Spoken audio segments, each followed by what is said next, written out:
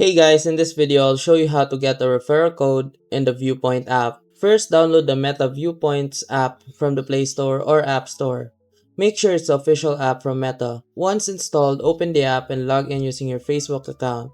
Viewpoints only works when your Facebook is connected. Now here's the important part, not all accounts can get a referral code. The referral feature only appears for eligible users. From what we've seen, your Facebook account usually needs to be based in the United States, and you also need to be using the app while located in the US. Even if you're in the US but your Facebook account was created in another country, the referral option may not show. If you're eligible, go to the rewards or referral section and your referral code will appear there. If you don't see it, it just means your account isn't supported yet.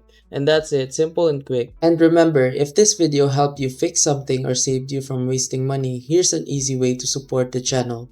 You'll find an Amazon link in the description. Bookmark it and use it whenever you shop. Whether you're buying tech or everyday essentials, a small portion of what you already spend helps support the work here at no extra cost to you. And trust me, Amazon won't even notice. If you want to support directly, you can also buy me a coffee or check out the phone accessories store linked below. Totally optional. That's it. Thanks for the support. Stay sharp and I'll see you in the next video.